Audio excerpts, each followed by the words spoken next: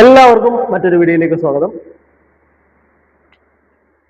ഈ മിക്ക കമ്പനികളിലും ഉണ്ടല്ലോ ഈ ഹെൽത്ത് ആൻഡ് സേഫ്റ്റി പോളിസി ഉണ്ടെങ്കിലും ആക്സിഡന്റും കാര്യങ്ങളൊക്കെ നടക്കുന്നത് എന്തുകൊണ്ടായിരിക്കും? നിങ്ങൾ എപ്പോഴെങ്കിലും ശ്രദ്ധിച്ചിട്ടുണ്ടോ? ഈ നമുക്ക് എല്ലാവർക്കും അറിയാം, മിക്ക കമ്പനികളിലും ഉണ്ടല്ലോ ഈ പോളിസി എന്ന് പറഞ്ഞു കഴിഞ്ഞാൽ ഒരു ഫയലിൽ മാത്രം സൂക്ഷിച്ചിരിക്കുന്ന ഒരു ഡോക്യുമെന്റ് ആയിട്ടൊക്കെ ഇപ്പൊ മാറിക്കൊണ്ടിരിക്കുക. പക്ഷേ ഗ്രൗണ്ട് ലെവലിൽ അത് കറക്റ്റായിട്ട് ഫോളോ ചെയ്യാത്തത് കൊണ്ടാണ് ഈ അപകടങ്ങളും കാര്യങ്ങളൊക്കെ സംഭവിക്കുന്നത് എന്നുള്ള കാര്യം ആർക്കും മനസ്സിലാവുന്നില്ല. അല്ലേ? സത്യമല്ലേ ഞാൻ പറഞ്ഞത്? ഇനി കുറച്ചുകൂടെ സിമ്പിളായിട്ട് പറഞ്ഞു കഴിഞ്ഞാൽ എഴുതിയ സേഫ്റ്റിയും നടപ്പിലാക്കുന്ന സേഫ്റ്റിയും തമ്മിലുള്ള വ്യത്യാസമാണ് ആക്സിഡന്റിന്റെ പ്രധാന കാരണം എന്ന് പറഞ്ഞത്. ഇനി ഒരു ചെറിയൊരു എക്സാമ്പിൾ പറയുകയാണെങ്കിൽ, നമ്മുടെ ഫാക്ടറിയിൽ ഹെൽമെറ്റ് ഇല്ലാതെ എൻട്രി ഇല്ല എന്നൊരു പോളിസിയിൽ എഴുതിയിട്ടുണ്ടെന്ന് വിചാരിക്കുക. പക്ഷേ നമ്മുടെ സെക്യൂരിറ്റി ഗേറ്റിൽ അവിടെ ചെക്കിംഗ് ഇല്ല. അതുപോലെ തന്നെ അവിടെ സൂപ്പർവൈസേഴ്സ് കറക്റ്റായിട്ട് ശ്രദ്ധിക്കുന്നില്ല എന്ന് വിചാരിക്കുക.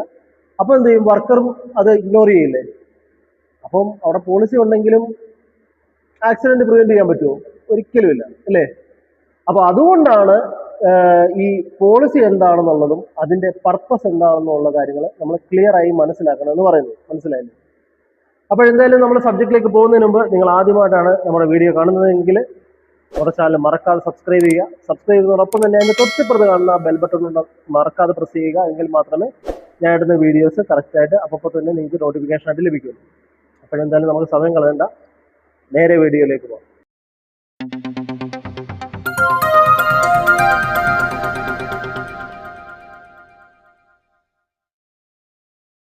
ഒരു ഹെൽത്ത് ആൻഡ് സേഫ്റ്റി പോളിസിക്ക് 3 പ്രധാനപ്പെട്ട ഭാഗങ്ങളുണ്ട്.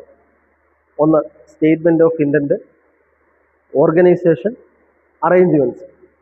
ആദ്യം നമുക്ക് ഈ സ്റ്റേറ്റ്മെന്റ് ഓഫ് ഇന്റന്റിനെ കുറിച്ചിട്ട് നമുക്കൊന്ന് നോക്കാം. ഇതെന്ന് പറഞ്ഞു കഴിഞ്ഞാൽ ഈ മാനേജ്മെന്റിന്റെ ഒരു വാഗ്ദാനമാണ്. അതായത് ഞങ്ങളുടെ ജീവനക്കാരുടെ സുരക്ഷ ഉറപ്പാക്കും, പിന്നെ അപകടങ്ങൾ കുറയ്ക്കും, പിന്നെ സേഫായിട്ടുള്ള ഒരു വർക്ക് എൻവയോൺമെന്റ് നമ്മുടെ എംപ്ലോയീസിന് എല്ലാവർക്കും കൊടുക്കും എന്നുള്ള ഒരു വ്യക്തമായിട്ടുള്ള ഒരു ഡയറക്ഷനാണ് ഇത് നൽകുന്നത്. മനസ്സിലായില്ലേ? അപ്പൊ ഇത് സ്ട്രോങ് ആണെങ്കിൽ എംപ്ലോയീസിനും, അതായത് ഒരു പുതിയൊരു എംപ്ലോയീസ് ആ കമ്പനിയിലോട്ട് വരുന്ന സമയത്ത് അവിടെ സേഫ്റ്റി വളരെ സീരിയസ് ആയിട്ട് കാണുന്ന ഒരു സംഭവമാണെന്നുള്ള കാര്യം അവർക്കത് പെട്ടെന്ന് മനസ്സിലായില്ലേ? അപ്പൊ അതാണ് ഇതുകൊണ്ട് ഉദ്ദേശിക്കുന്നത്. ഇനി രണ്ടാമത്തെ പോയിന്റാണ് ഓർഗനൈസേഷൻ. ഇവിടെ എന്താണെന്ന് വെച്ച് കഴിഞ്ഞാല് നമുക്കറിയാം പല അപകടങ്ങളും നടക്കുന്നത് ഇതൊക്കെ ആരുടെ ജോലിയാ എന്നൊക്കെയുള്ള ഒരു കൺഫ്യൂഷൻ കാരണമാണ്, അല്ലേ? ഓരോ ഏരിയയിലും. അപ്പം ഈ ഒരു ഭാഗം ഓരോരുത്തർക്കും അവരുടെ റെസ്പോൺസിബിലിറ്റി ക്ലിയർ ആക്കി കൊടുക്കുകയാണ് ചെയ്യുന്നത്. അപ്പോൾ ഒരു ഉദാഹരണം പറഞ്ഞു കഴിഞ്ഞാൽ, ഇപ്പം മാനേജ്മെന്റ് റിസോഴ്സ് നൽകണം, സേഫ്റ്റി ഓഫീസർ ട്രെയിനിങ്ങും കാര്യങ്ങളൊക്കെ കൊടുക്കണം വർക്കേഴ്സിന്, അല്ലേ? പിന്നെ അതുപോലെ തന്നെ സൂപ്പർവൈസേഴ്സ് അത് എല്ലാ കാര്യങ്ങളും ഡെയിലി ചെക്ക് ചെയ്യണം, വർക്കേഴ്സ് എല്ലാ ടൈപ്പിലുള്ള റൂൾസും കാര്യങ്ങളും ഒക്കെ ഫോളോ ചെയ്യണം, ആരാണ് എന്താണ് ചെയ്യേണ്ടത് എന്ന് വ്യക്തമായിട്ട് അവിടെ പറഞ്ഞു കൊടുത്തിട്ടുണ്ടെങ്കിൽ അക്കൗണ്ടബിലിറ്റി ഉണ്ടാവും, അല്ലേ? മിസ്റ്റേക്ക് ആരുടെ ഭാഗത്താണ് എന്ന് ഐഡന്റിഫൈ ചെയ്യാനും വളരെ എളുപ്പമായിരിക്കും, ഇല്ലേ? അപ്പൊ ഇതാണ് ഈ ഓർഗനൈസേഷൻ എന്നുകൊണ്ട് അർത്ഥമാകുന്നത്. ഇനി മൂന്നാമത്തേതാണ് എന്ത്? അറേഞ്ച്മെന്റ്സ്. ഇത് പോളിസിയുടെ ഏറ്റവും പ്രാക്ടിക്കൽ ആയിട്ടുള്ള ഒരു ഭാഗമാണ്. മനസ്സിലായോ? അപ്പൊ ഞാൻ പറയുന്ന ഈ കാര്യങ്ങളൊക്കെ നിങ്ങൾ കറക്റ്റായിട്ട് ഓർത്തു വെക്കണം. ഇതൊക്കെ നിങ്ങൾക്ക് ഒരുപാട് ഉപകാരപ്പെടും. അതായത് നിങ്ങളുടെ വർക്കിംഗ് സൈറ്റിലൊക്കെ ഒരുപാട് ഉപകാരപ്പെടുന്ന ഒരു സംഭവമാണ്.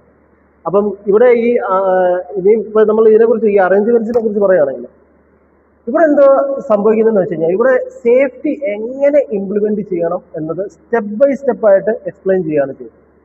മനസ്സിലായില്ലേ? ഇപ്പോൾ ഒരു ഉദാഹരണം പറഞ്ഞു കഴിഞ്ഞാൽ ഒരു ഫയർ സേഫ്റ്റിയെ കുറിച്ചിട്ട് നമുക്ക് എടുക്കാം, അല്ലേ? അപ്പോൾ ഒരു എന്താ പറയുന്നത്, ഫയർ എക്സ്റ്റിങ്വിഷർ വെക്കണം എന്നുള്ളത് മാത്രമല്ല, എത്ര എണ്ണം വെക്കണം, എവിടെ വെക്കണം, ഏത് ടൈപ്പ് വെക്കണം, ഏത് രീതിയിൽ അതിനെ ഇൻസ്പെക്ട് ചെയ്യണം, പിന്നെ അതുപോലെ തന്നെ എമർജൻസി വന്നു കഴിഞ്ഞാൽ എങ്ങനെ അത് യൂസ് ചെയ്യണം, എന്തൊക്കെ ക്ലിയർ ആയിട്ട് നമ്മൾ അതിൻ്റെ അതിൽ പറയണം. മനസ്സിലായല്ലോ? അപ്പൊ ഇതുപോലെ ഇലക്ട്രിക്കൽ സേഫ്റ്റി, പിന്നെ അതുപോലെ തന്നെ machine safety, house keeping, training, ഇതെല്ലാം പ്രാക്ടിക്കലായിട്ട് ഇവിടെ ഡിഫൈൻ ചെയ്യണം. അപ്പൊ ഇതില്ലാതെ പോകുമ്പോഴാണ് എന്താ പറ്റുന്നത്, ഈ പോളിസിയും കാര്യങ്ങളൊക്കെ ഒരു പേപ്പറിൽ മാത്രമായിട്ട് ഒതുങ്ങിപ്പോകുന്നത്. മനസ്സിലായില്ലേ?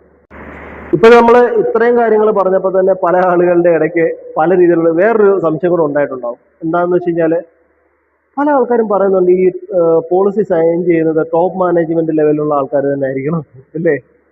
അത് കാരണം എന്താണെന്ന് വെച്ച് കഴിഞ്ഞാൽ ഇത്രയേ ഉള്ളൂ. ഇതൊരു വെറും ഒരു സിഗ്നേച്ചർ മാത്രമല്ല, ശരിക്കും പറഞ്ഞാൽ ഇതൊരു വലിയൊരു ഉത്തരവാദിത്വം തന്നെയാണ്. അതായത് ടോപ്പ് മാനേജ്മെന്റ് നമുക്ക് എല്ലാവർക്കും അറിയാം ടോപ്പ് മാനേജ്മെന്റ് അവിടെ സീരിയസ് അല്ലെങ്കിൽ താഴെയുള്ള ഒരു മനുഷ്യൻ പോലും ഈ റൂൾസും കാര്യങ്ങളൊന്നും ഫോളോ ചെയ്യാൻ പോകുന്നില്ല.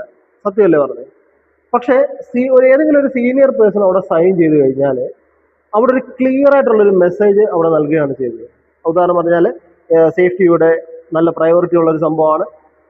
അപ്പോൾ എന്ത് ചെയ്യും, അതിലൂടെ പോളിസിക്ക് നല്ലൊരു അതോറിറ്റി ലഭിക്കും. ആരും പിന്നീട് അത് ഇഗ്നോർ ചെയ്യാനും പാടില്ല. മനസ്സിലായില്ലേ?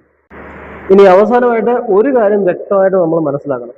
ഹെൽത്ത് ആൻഡ് സേഫ്റ്റി പോളിസി ഒരു ഡോക്യുമെന്റ് മാത്രമല്ല, അത് ഡെയിലി വർക്കിൽ നടപ്പിലാക്കേണ്ട ഒരു സിസ്റ്റമാണ്. മനസ്സിലായില്ലേ? എന്താ പറയുന്നത്, PPE ഉണ്ടെങ്കിലും യൂസ് ചെയ്യാതിരുന്നു കഴിഞ്ഞാൽ നമുക്കെല്ലാവർക്കും അറിയാം അവിടെ അപകടങ്ങൾ സംഭവിക്കും. അതുപോലെ തന്നെ ഫയർ എക്സ്റ്റിങ്വിഷർ ഉണ്ടെങ്കിലും അത് എക്സ്പയർ ആണെങ്കിൽ അത് എമർജൻസി സിറ്റുവേഷനിൽ അതുകൊണ്ട് ഒരു പ്രയോജനം ഉണ്ടാവത്തില്ല. അല്ലേ? സത്യമല്ല പറഞ്ഞത്. ഇനി എമർജൻസി എക്സിറ്റ് ഉണ്ടെങ്കിൽ അത് വേണ്ട സമയത്ത് അവിടെ എല്ലാം ബ്ലോക്ക് ആയിട്ട് കിടക്കുകയാണെങ്കിൽ ആളുകൾക്ക് അവിടെ നിന്ന് ഓടി രക്ഷപ്പെടാൻ പറ്റത്തില്ല. അപ്പോൾ അതുകൊണ്ട് പോളിസി ഉണ്ടാക്കിയെന്ന് പറഞ്ഞുകൊണ്ട് മാത്രമായില്ല, അത് ശരിയായിട്ട് ഇംപ്ലിമെന്റ് ചെയ്യുകയും റെഗുലറായിട്ട് അത് മോണിറ്റർ ചെയ്യുകയും വേണം. അപ്പോൾ ഈ സേഫ്റ്റി റൂൾസ് ഫോളോ ചെയ്യുന്നത് കമ്പനിക്കായിട്ട് മാത്രമൊന്നുമല്ല, അത് നമ്മുടെ സ്വന്തം ജീവനും നമ്മുടെ കുടുംബത്തിനും വേണ്ടിയാണ്. അത് ആരും മറന്നു പോകരുത്. ഇനിയിപ്പോൾ നിങ്ങൾ വിചാരിക്കുന്നത് പോളിസി എന്ന് പറഞ്ഞു കഴിഞ്ഞാൽ പേപ്പർ മാത്രമാണ് എന്ന് നിങ്ങൾ ആരെങ്കിലും ചിന്തിക്കുന്നുണ്ടെങ്കിൽ അത് എക്കാലവും നിങ്ങളുടെ മുമ്പിൽ ഒരു സാധാരണ ഡോക്യുമെന്റ് മാത്രമായിരിക്കും. അതിനെ നമ്മൾ ഡെയിലി വർക്കിൽ പ്രാക്ടീസ് ചെയ്താൽ മാത്രമാണ് അത് നമ്മളെ സുരക്ഷിതരാകുന്നത്. അപ്പോൾ ഈ പറഞ്ഞ കാര്യങ്ങളൊന്നും മറന്നു പോകരുത്.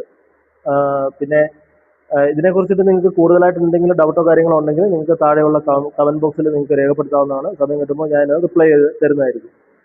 അപ്പോൾ എന്നും പറയാറുള്ളത് പോലെ മറ്റൊരു ദിവസം മറ്റൊരു വീഡിയോയുമായിട്ട് വീണ്ടും കാണാം. Good bye.